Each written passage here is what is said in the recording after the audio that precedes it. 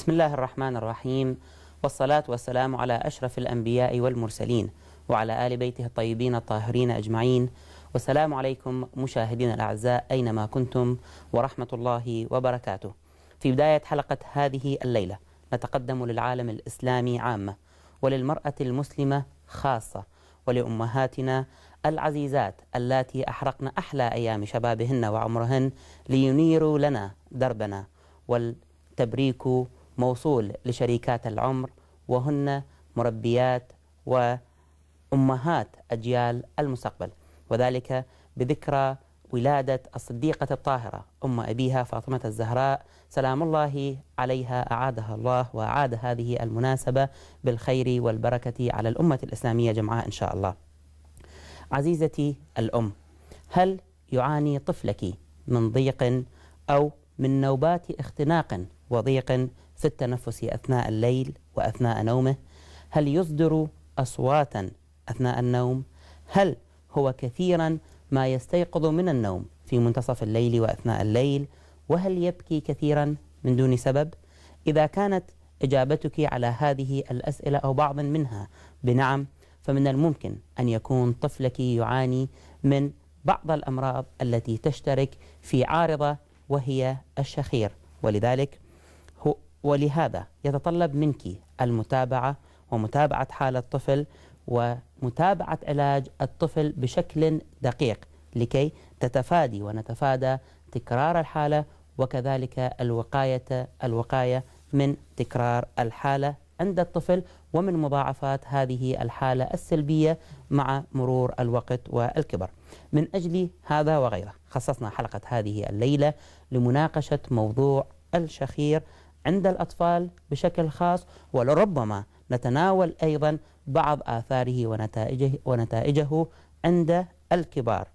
كل هذا سوف نتناقش محاور حلقة هذه الليلة مع ضيفنا العزيز أخصائي الأنف والأذن والحنجرة في مدينة الإمام الحسين عليه السلام الطبية، الدكتور إحسان هادي موسى. فأهلا ومرحبا بك دكتور، وشكرا جزيلا لحضورك معنا. الله يخليك. حياكم الله دكتور.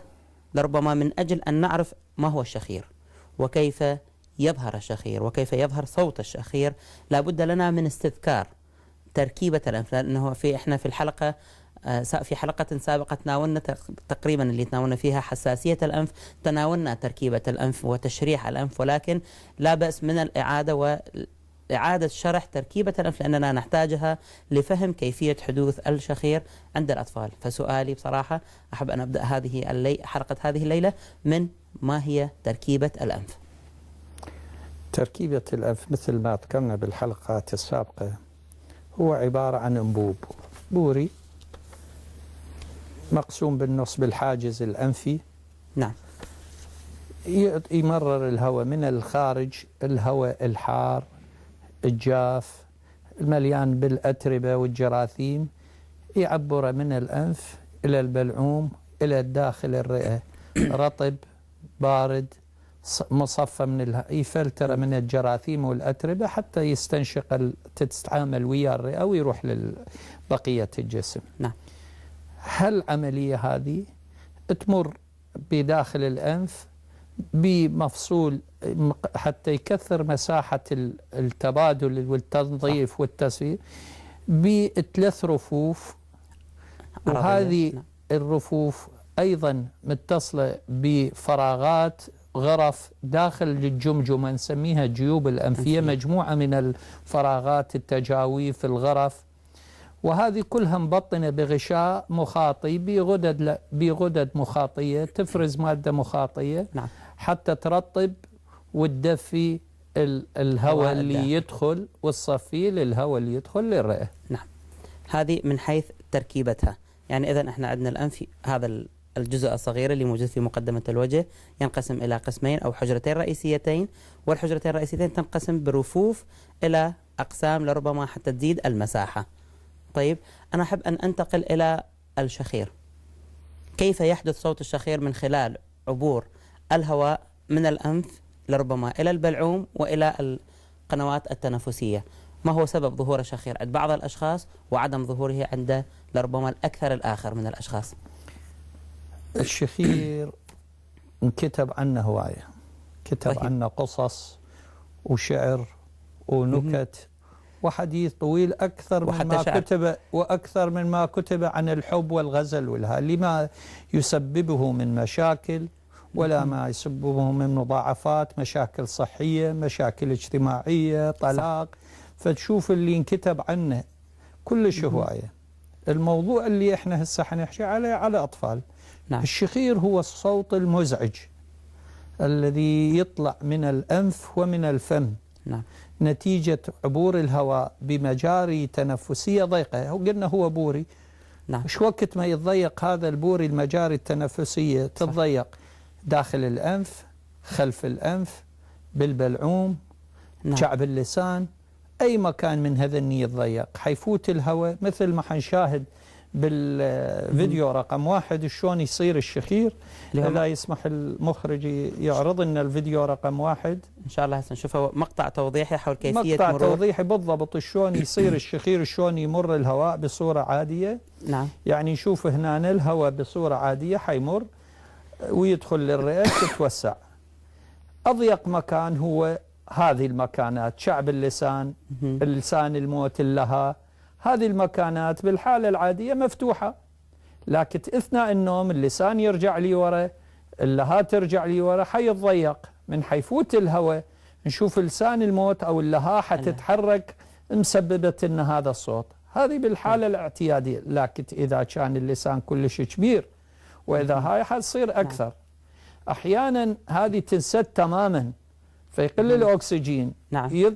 يرجع الإيعاز للدماغ، أكسجين قلب الدماغ، حيدز معلومة. نعم. تتقلص العضلات مرة ثانية وينفتح الهواء. هذا ما يسمى الشخير الاختناقي. طيب، أو بعض الأحيان عند عامة الناس أنا سامع من البعض أنه يبتلع لسانه. هل هذا هو نفس المفهوم أو نفس ما ظهر في هذا المقطع الذي طبعا حضرته الشريف؟ ذاك شيء آخر. طيب دكتور، بصراحة هو يعني ما ظهر عندنا في هذا المقطع التوضيحي من التوضيح أنه لكيفية حدوث الشخير، فهل هو هذا النوع الوحيد من أسباب الشخير أو من الشخير الذي يظهر أم لدينا؟ الشخير بصورة عامة كل الناس عندهم. يعني أكو شخير مؤقت وأكو شخير دائمي. طيب. الشخير المؤقت يعني كليتنا من نتعب ترخى العضلات. نعم. يصير عندنا شخير. كليتنا من النشل يصير زكام، ينسد الخشيم، يصير عندنا شخير. نعم. هذا الشخير مؤقت بسيط، ما يطول أسبوع أقل ويروح، هذا ما يترك آثار جانب. الشخير اللي يسبب لنا مشاكل هو الشخير اللي يطول أكثر من شهرين، لأن هذا ويكون مصحوب باختناق. هذا بعد أتعس، يعني شخير بسيط وشخير بمشاكل، شخير مؤقت وشخير طويل الأمد. هل اختلاف ارتفاع الصوت في الشخير هو يتبع الأنواع مالته؟ مثلا هناك بعض الأشخاص صوتهم عالي جدا يكون في الشخير، بعض الأشخاص لا صوته منخفض. هل له أثر بشدة التضيق الموجود أم لا؟ أكيد له أثر بشدة التضيق، بس يعني مو ذاك الاختلاف. أحيانا تضيق بسيط تشوفه قالب الدنيا، وأحيانا لا كلش، هذا مو هذا. إذن دكتور، ننتقل إلى السؤال المحوري في الحلقة، وهو ما هي أسباب الشخير بشكل عام؟ بالأطفال طبعا أسباب الشخير بالأطفال يختلف عن الكبار. بالأطفال نبدي بيها أساسا إذا الشخير بداية حياته، أول ما إجا للدنيا الطفل يشوخر. إحنا الطفل بصورة عامة أول ما يولد ما يقدر يتنفس من حلقه. نعم. يعني لحد السنة هو من خشمه، فأي انسداد بالأنف مهما كان السبب ممكن يعني ينهي للطفل. يعني من أول، لهذا أكو طفل أول ما يولد عنده فتحات الخلفية مال الأنف مسدودة، وإذا وحدة ما عندنا مشكلة، لكن إذا اثنين هذا رأسا يزرق. وهذا الممرضة الشاطرة أو الطبيب الشاطر أثناء الولادة يخلي فشي حلقة حتى يفتحها. نعم. يقوم يتنفس إلى أن يسوي له فتحة لمشكلته. فتعتمد شو وقت بدأ الشخير، أول يوم بحياته لو بعدين. هذا أول يوم بحياته يعني أكو فد مشكلة بداخل خلقية. نعم. يعني تشوهات خلقية للأنف. أكو مسدود الأنف كليا جزئيا خلف الجزء الخلفي من الأنف. نعم. أو وجود ورم نازل من الدماغ، كيس داخل من الدماغ ساد الأنف من الداخل. هذا إذا كان من أول يوم. صح. أما الشخير اللي يبدي وراء 5 أشهر 6 أشهر 3 أشهر ذاك يختلف. ذاك احنا عندنا مثل ما ذكرنا بوري مال هواء. نعم. يوصل للبلعوم، للرغامي، للقصبات الهوائية، للرئة. نعم. الجزء العلوي هو اللي ده سبب لنا الشخير. إذن الجزء العلوي من الأنف من الجهاز التنفسي. نعم. اللي هو من الحنجرة فما فوق للأنف. نعم. للبلعوم، للأنف. أي انسداد في هذا المكان ممكن يسوينا. مثلا انسداد الأنف هو بوري بحاجز. هذا الحاجز إذا صورة رقم 2 يبين لنا إياها المخرج، اللي تتعلق بالأجزاء العلوية من الجهاز التنفسي اللي أشرتم إلها. نعم. أنه البلعوم والفم والأنف. صح، اللي هي نشوف هسه الصورة. نعم. فإذا مثلا نشوف هذا الحاجز بالنص عدل. الصورة اللي على يسار نشوف أكو الحاجز الأنفي انعوج. هذا شلون يصير عند الأطفال؟ طفل ولادة متعسرة أو نزل على رجله، هذا جر وعر وبراسه حين يصير، أو طفل دا يزحف وقع على وجهه، هذا حيصير ما ترك أثر خارجي، يصير انحراف بالحاجز الأنفي عند الطفل. سبب ثاني بالأنف حساسية. أمه وأبوه عندهم حساسية، صار عنده حساسية قبض خشمه، هذا لا حساسية طورت صارت زوائد. مثل الصورة رقم 3 نشوف الحساسية شلون تترك أثر بالخشم وبالعين وتسد هاي قلنا الرفوف شلون متضخمة وحمراء. فراح تسبب لنا كناتج أو كعارضة ثانوية. نعم. هي الشخير عند التنفس. نعم.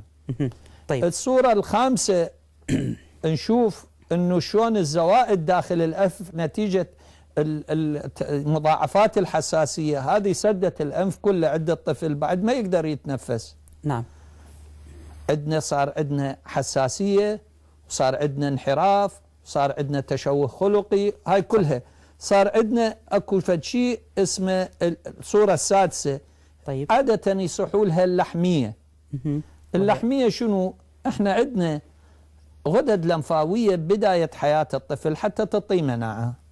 قسم منها خارجية بالرقبة بالجسم بالطحال كلها غدد لمفاوية. قسم نعم. منها بداخل الحلق مثل اللوز، وهاي اللحمية اللي هي لوزة ثالثة غدة لمفاوية تصير داخل خلف الأنف. نعم. مثل ما موضح بالصورة هذه بصورة عادية موجودة من 5 أشهر لل 13 سنة، لكن قد تتضخم نتيجة التهابات، نتيجة حساسية، وتصير فد حجم بحيث يسد الأنف من الداخل.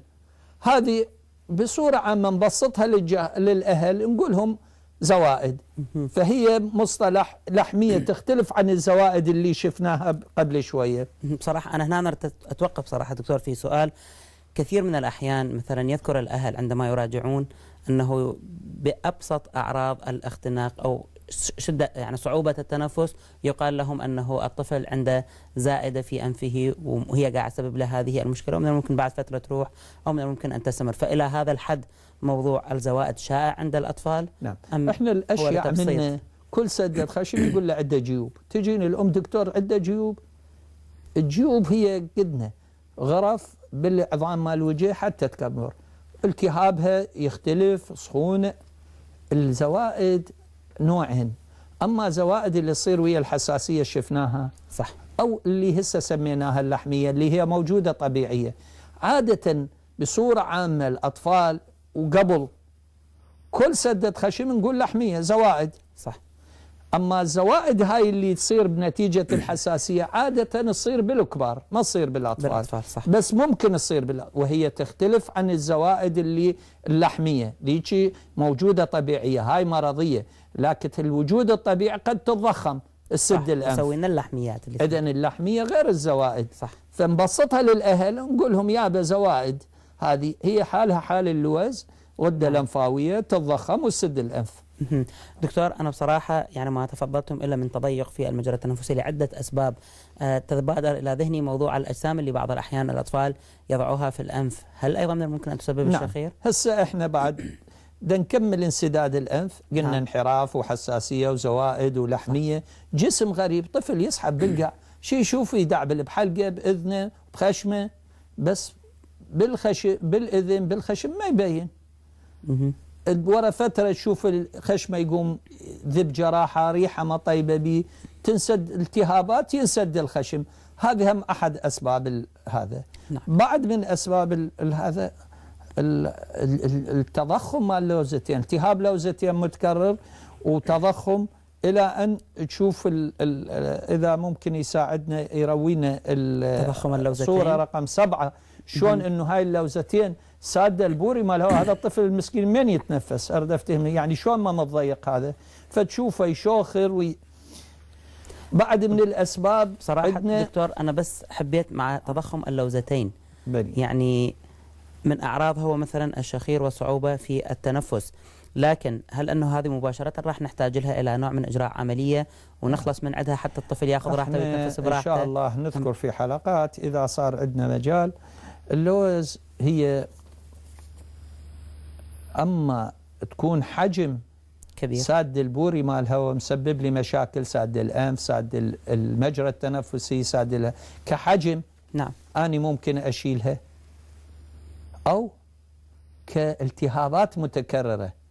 يعني عندي أنا أشيل اللوز لسببين، أما التهابات متكررة والتهاب اللوزتين، جرثومة اللي يصيب التهاب هذا المتكرر، فالجرثومة نحسه ممكن تسبب لي مشاكل كبيرة كلش، يعني تسبب لي التهاب الكلى المزمن، التهاب الكلى الروماتيزمي، التهاب القلب الروماتيزمي، صمامات القلب، نعم، التهاب المفاصل. هذه من يصير بعد مو والله شلنا اللوزتين حيطي، ماكو شيء، هاي ضربتها بعد صارت مصيبة، شيل ما شيل هاي بعد مشكلة ثانية، بس صارت.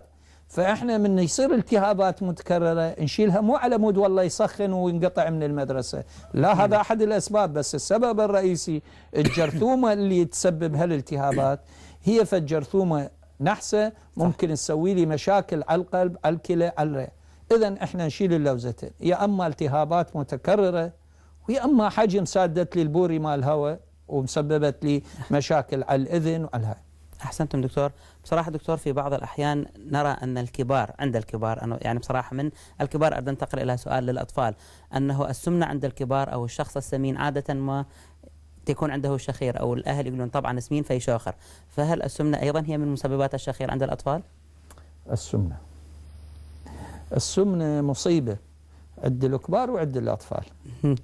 السمنة مثل هذا الشحم اللي يتكون بالكرش وبالجسم، هذا يتكون باللها، هذا اللي شفناه هذا تتحرك لسان يتكون يترسب بالبوري مال الهواء، فيضيق لنا المجرى مال التنفسي. اللها هي بلا ما تحتاج، هي راخية كثر الشحم الموجود بها، يترسب بالعضلات اللي بين بالقفص الصدري اللي هو مسؤول يوسع هذا، يترسب بالكرش اللي حيمنع التنفس بصورة. إذن إضافة إلى مشاكله أنه حيترسب بالشرايين، سواء كان طفل سواء كان، لكن المصيبة الطفل نعم. أو بالسمنة، يعني احنا كان عادة يا الله عافية، شوف شلون سمي مربرب حلو، مربرب حلو، يا هو يعني كاتلي، وهسه طلع عنا تشيبس السم القاتل للأطفال اللي كله دهن وبهارات، وهم البهارات تسد الخشم، وهم الدهن يسبب السمنة بالإضافة فالسمنة هي من الأسباب الرئيسية والقوية والقاتلة للشخير. دكتور بصراحة يعني أرى أن المسببات كثيرة لعارضة قد تكون متشابهة بين حالة وأخرى، ألا وهي الشخير. نعم. فكيف يتم الوصول إلى التشخيص النهائي لكل هذه المسببات والتفريق بين الواحد والأخرى؟ لا، قبل ما نوصل هذه، شنو ممكن يسبب لنا الشخير؟ مشاكل كمضاعفات. مضاعفات، يعني أنا شخير بس دا يضوجني بالليل يشوخر؟ لا، هذا الطفل الليل كله خشمه مسدود، ينقطع النفس عليه. شلون شفنا انه بالفيلم التوضيحي نعم. انه هذا انسد، اكسجين قل، وصلت رساله للدماغ قاعده.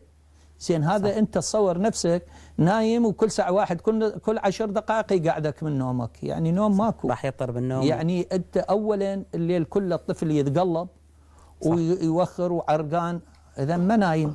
المشكله عندك هذا التضخم وين صاير؟ اكو يم هذا بوري مال الاذن، القناه اوستاك اللي يصير بكعبل، هاي بتربط الاذن، من سدت الاذن. هذا يقوم بالمدرسه، بالبيت انت قريب منه يسمع، بالمدرسه قاعد بالصف المدرسه بعيده ما يسمع حكيها، ما يفتهم. التلفزيون يعلي، نعم، يعني المشاكل على الاذن. اثنين، هذا خشمه مسدود، نفسه من حلقه، يبس حلقه، التهابات لوزتين حتى تتكرر، التهاب لثه، سنونه مفارقه، ويا الوقت يطلع سنونه تبرز لي قدام، يشوه شكله.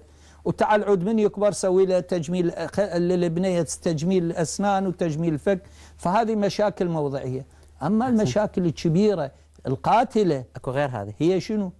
نام بالليل، اكسجين قليل، هذا حيقعد الصبح اول شيء راس الطفل يوجعه.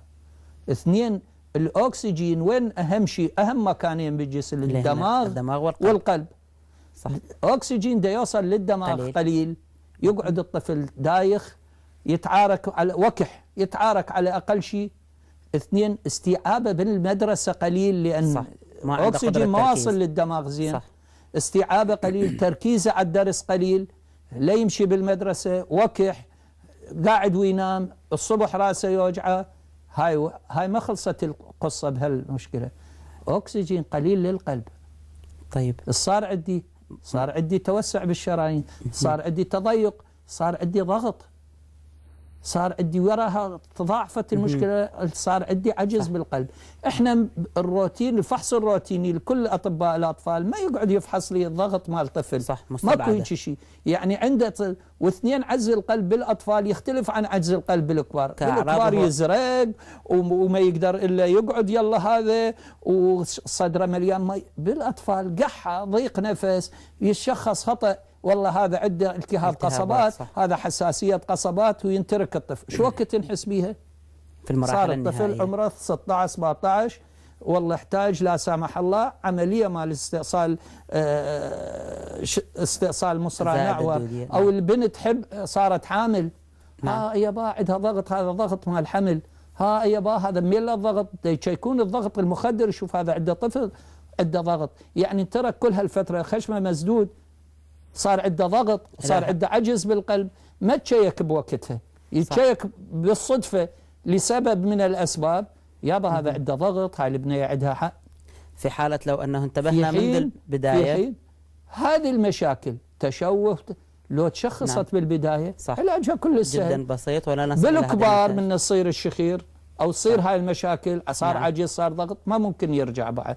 صح. لكن بالأطفال الشيء الحلو بيها إنه من نشيل السبب، نعم، انتهت، رجع كل شيء طبيعي. بالضبط. وهذا هو ما قاله الرسول عليه الصلاة والسلام، أن الوقاية خير من العلاج، فهو نوع من الوقاية من كل هذه الأعراض والمضاعفات.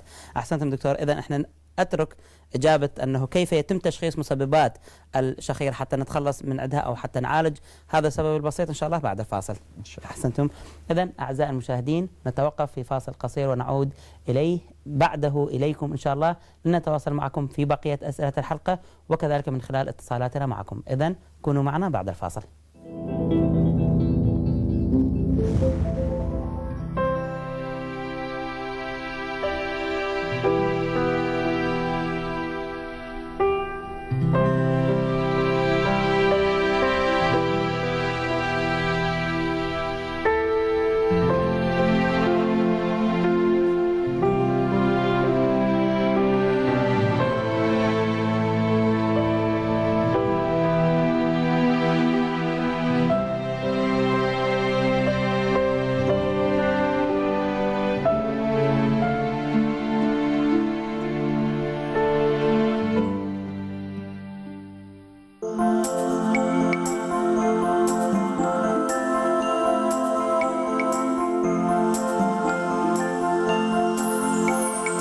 اليوم يوم السعادة،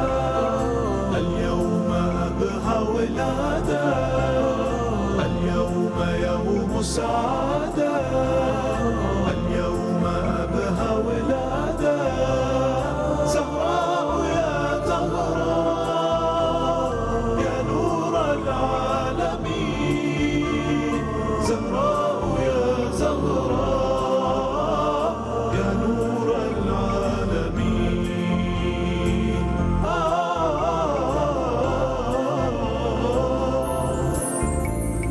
ميلاد بنت الرسول اليوم عيد البتول ميلاد بنت الرسول اليوم عيد البتول اليوم يوم العبادة اليوم أبهى ولادة زهراء يا زهراء يا نور العالمين زهراء يا زهراء يا نور العالمين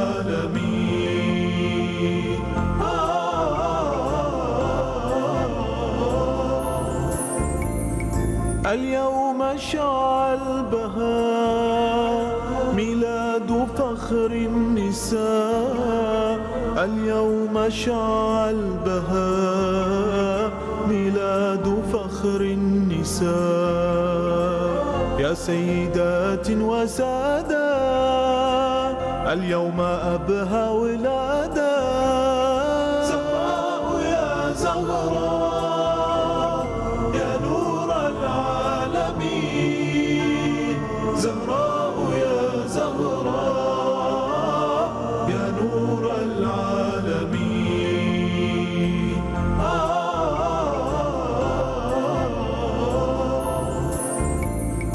اليوم لاح الضياء في أرضنا والسماء اليوم لاح الضياء في أرضنا والسماء اليوم يوم السعادة اليوم أبهى ولادة زهراء يا زهراء يا نور العالمين زهراء يا زهراء يا نور العالمين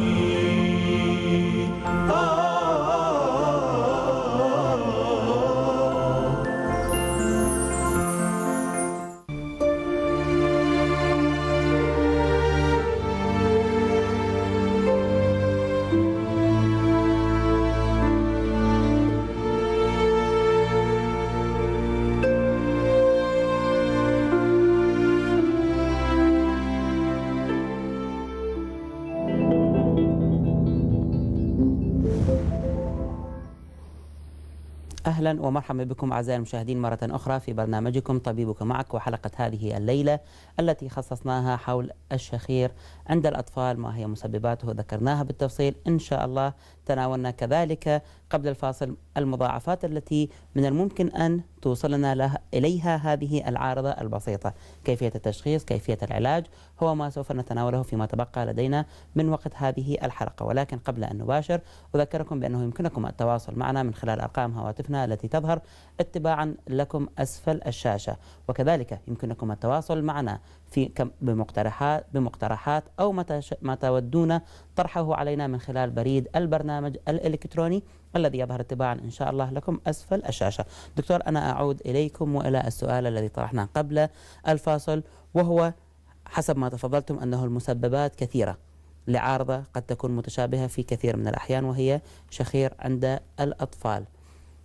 أكيد هناك أعراض أخرى تكون مساعدة لعملية التشخيص ولتحديد العلاج، ولكن ما هي الطرق الرئيسية لكي نصل إلى التشخيص النهائي وتحديد كيفية علاجه؟ احنا ذكرنا الأسباب، نعم، بس وهي كانت بصورة عامة بالأطفال نعم. بصورة عامة انسداء الشخير أكثر الأسباب هي اللحمية. سابقا كان هذا، بس بالوقت الحاضر بالعراق نعم. وفي كربلاء بالذات وفي العراق بصورة عامة نتيجة التغيرات البيئية، نعم، قمزت الحساسية للساحة، صارت هي واحدة من الأسباب الموازية أو الموازية والمشابهة للحساسية للحميات. فيعني احنا قبل أول ما يشوف طفل مسدود وصار له 3 أشهر ومشاكل نقول هذا لحمية انتهت. نعم. لا، هسه صارت الحساسية همينة واحدة من الأسباب الرئيسية. نعم. هذني أهم سببين. صح. طبعا ذكرنا كل الأسباب بس السببين الرئيسية هذني. دكتور، قبل ما أن ننتقل أو تتفضلون بكيفية تشخيصهم، لدي اتصال من الأخ برغام من كربلاء. السلام عليك يا برغام، أهلا ومرحبا بك معنا. تفضل، معك دكتور إحسان. برغام تسمعنا؟ يعني ماذا أسمع؟ صح، وحسب الظاهر حدث إشكال أو قطع في الاتصال. أرجو من ضرغام إن شاء الله يعاود الاتصال. طيب دكتور تفضلوا. احنا قلنا أول نسأل الأم هذا الشخير بس بالليل لو حتى هو من قاعد يعني نعم. أثناء الليل وأثناء هذا زين هذا الشخير إيش قد صار له؟ أسبوع، شهر، شهرين، 3؟ الشخير هذا يقعده من النوم يتقلب، نسأله عن سمعه، نسأله عن الأمة، يعني هو هذني الأشياء. أكو بالعائلة حساسية؟ ماكو حساسية؟ العائلة كلها هذا.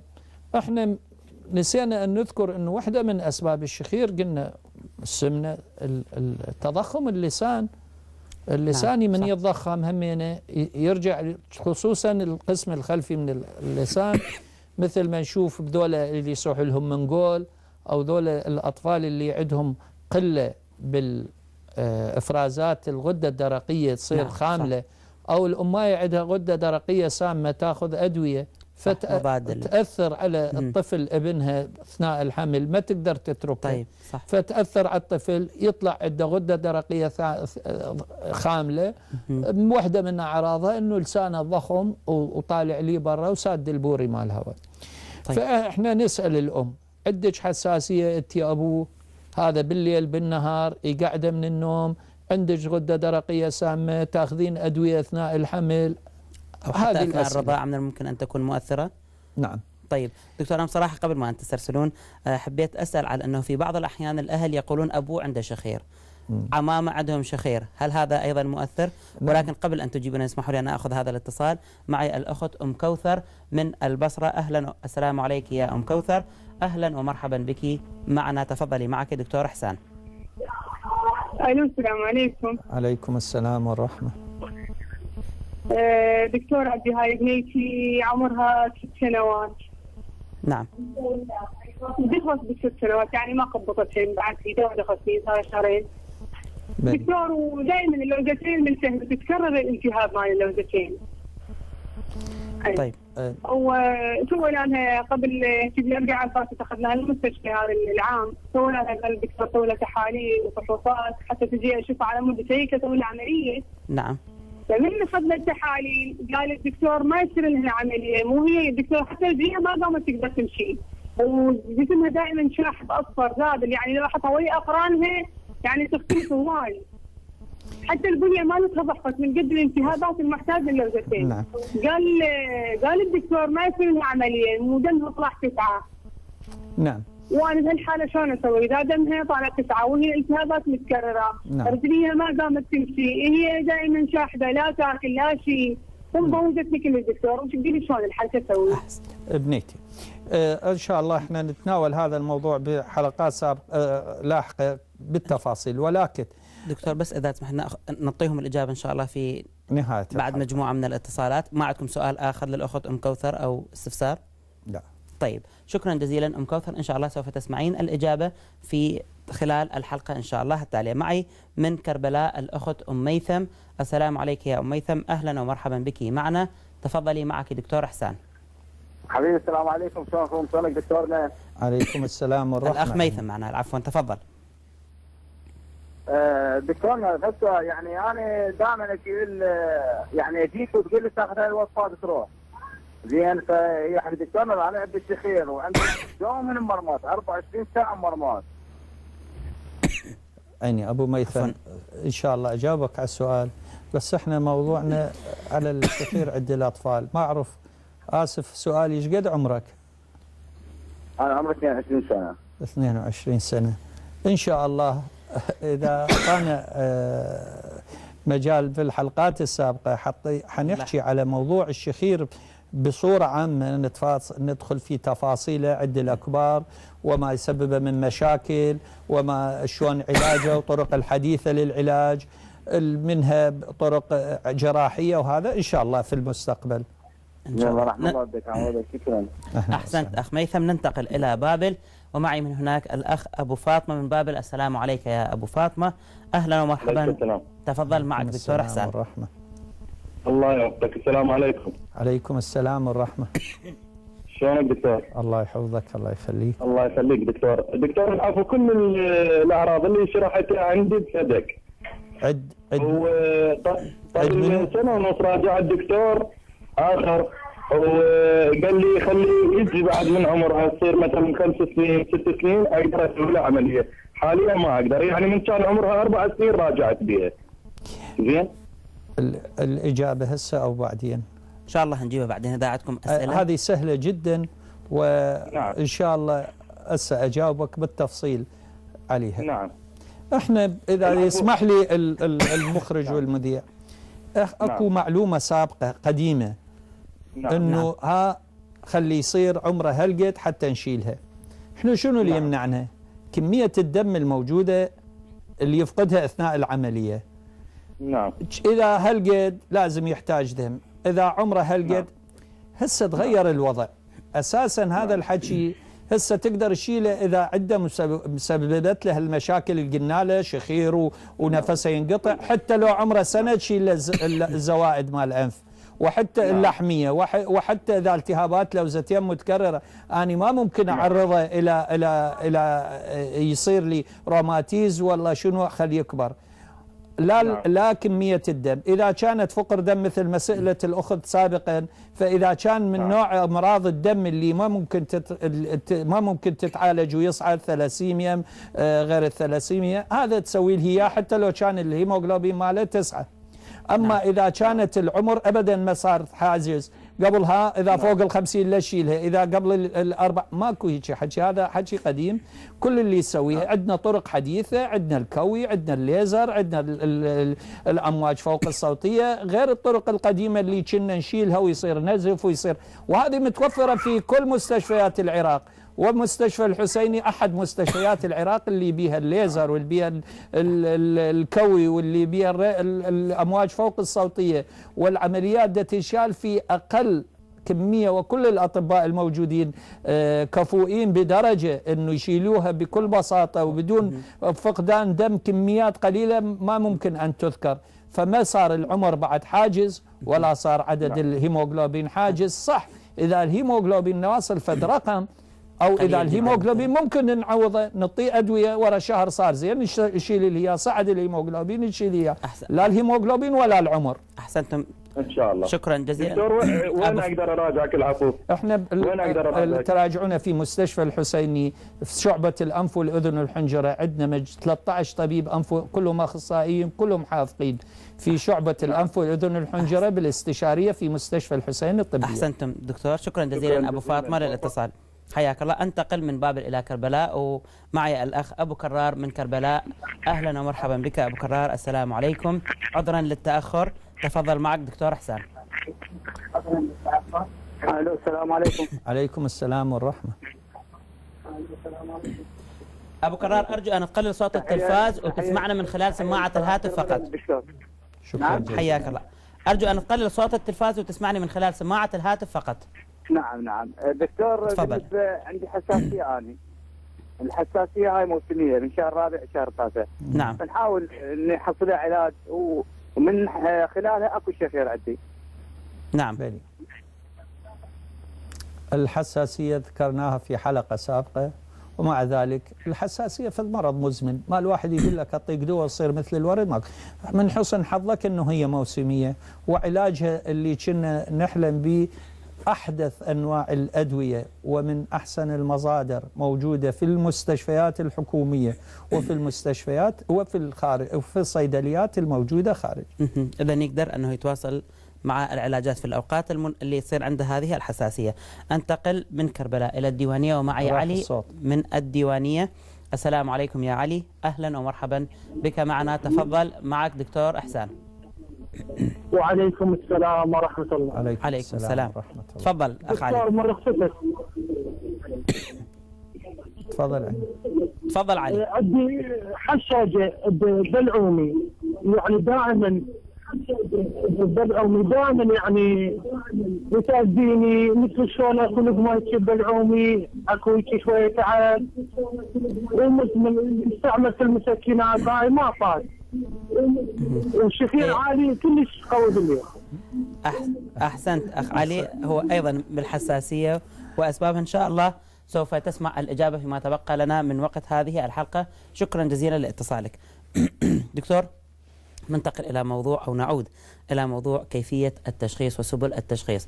أنتم تفضلتم أنه عند الأطفال أكثر شيء لدينا شائع هو الزوائد أو اللحميات إن صحت التسمية، وكذلك التهاب اللوزتين. زين. احنا قلنا اول مره نسال الاسئله اللي ذكرناها. نعم. ثاني شيء نبدي نفحص للطفل. طبعا عنده انحراف، عنده هاي الزوائد، عنده تضخم، عنده اعراض حساسيه بعينه وبخشمه والهذا، هذه كلها نفحصها ظاهرا. نفتح حلقه، طاوع اكو اللوز ماله كبيره، اكو اثار مال زوائد هاي اللحميه خلف اللهاء موجوده ونازله، هذه كلها نقدر بالفحص العادي اللي روتيني. نعم. لكن طيب. لا، قبل نريد ناخذ مقطع جانبي للراس، صح، نطلع بالاشعه حتى نشوف اللحميه. طبعا الاشعه اشعاع، صح، لكن مضطرين، وهذا طفل. فكانت الوسيله الوحيده اللي نقدر نعرف بيها انه هاي حجم اللحميه وش قد نقدر نشيلها او ما نشيلها، نعطيها علاج ما نعطيها علاج، هذه كلها كبرها وحجمها بالنسبه للفراغ الموجود وراء الانف هو اللي يحددنا نشيل لو ما نشيلها للزوائد. نعم. بس ظهرت العلم ده يتطور، ده يركض. صح. المفراس، هذني كلها اشعاعات. الظهر فد الناظور. صح. وهذه كلمة من نجيب اسم ناظور يصورها انه هذا البوري رح نطببه بالداخل البطن او بداخل المعدة ومزعجة وهالثخن. ناظور فد بالنسبة للأنف وأذن وحنجرة فد بوري رفيع أسهل من ما تخلي خافضة اللسان لحلق الطفل ويتخوع والهذا. بوري رفيع براسه هو وبراسه كاميرا. نعم. وهسه حرويكم شنو معنات ممكن الطفل عمره يوم واحد. نعم. يوم واحد تسوي له ناظور، لا كل مغثة، لا كل طفل قاعدة تشاقى وياه كلمتين ثلاثة تقطر له بخشمه فد بنج موضعي، واحيانا ما يحتاجها اذا شوف الطفل متعاون وياك ومتعاطف. اذا شفنا هذا المقطع، طيب، الانف هو المقطع الجانبي للانف، نشوف هاي الرفوف اللي قلنا عليها، وهاي تنزل التجويف للبلعوم. نعم. للهاي، وهنا هاي القناة اللي قلنا تربط الأنف ودورات تنسد، هي طيب. هذه الناظور هو هذا. إذا ساعدني هذا الناظور مباوع. نعم. منا وبراسه كاميرا وضوء. إذن هذا هو الرأس الصغير، هذا الرأس الرفيع هو عبارة عن كاميرا ونقدر نحركه وبكل بساطة. كلش رفيع نقدر إذا تعاوني. طيب، أنه أمسك لكم أي تمسك لي حتى روي شلون ممكن بهالطريقة. أني هذه الطفل قاعد قدامي وأباوع بهذه. صح. وتدخل بالناظور. وأدخل بالناظور، ما أدخله أساسا، ما أحتاج يعني ما أسوي للحنجر، بس في الدخلة بسيطة، ضوء قوي يطلع لي باوع. اكو زواده هنا بهذا المكان السادت لي البوري مال اللحميه اللي تنسد هنا وسد قناه اوستاكي والسد اكو من بعيد. صح. اكو هذه تعطيني رؤيه كامله والحكي والفحص يعطيني ف 70% 80%. هذه دا اشوفها بعيني 100%. وهذا الناظور بسيط ومتوفر في المستشفيات الحكوميه، ولا عرض الطفل للاشعاع وما أدري إيش حيسوي لي الإشعاع بالمستقبل. ولربما حتى القراءة تحتاج إلى نوع من التحليل، وبعض لأن الأحيان الطفل الصورة ده تكون تسوي له أشعة وتحرك يعطيه قراءة ما خاطئة. متأكد 100%. صح. يعني هذه الأشعة والفحص وتعطيني في التشخيص 80%. صح. أما هذا ده بعيني دا 100% أشوفه. صح، وهو حجم بسيط. الكبرها وسادة الفجوة كلها، سادة صح. الأنف كله، لو جزء منه يعني تحدد لي هذه درجة أولى، درجة ثانية، صح. درجة صح. ثالثة، درجة رابعة، بعيني دا أشوفها. بهذا الفحص البسيط. باللحظة أقرر هذا يفيد عملية، لو على العلاج أخليه. صح. انتهت المشكلة. أحسنتم. إجراء بسيط، لا هذا البور اللي ينزل لي جوه، بس بداية الأنف أخليه وباوع، وصغيروني رفيع كلش. نعم. وما صح. يأذي الطفل، ولا الطفل تضحك وياه وتشاقى وياه وتقشمره وتروي صورته ها باوع على التلفزيون. شوف خشمك، شوف عينك، خلني نسوي واسوي قدامه، افوته ومتعاون ويضحك، شكرا عمو، يطلع.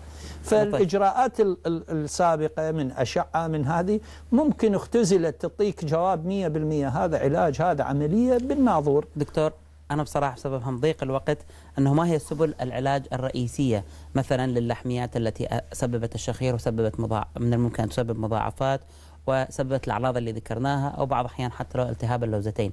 ما هو العلاج النهائي؟ احنا إذا كنا قلنا السبب الرئيسي حسب الأسباب.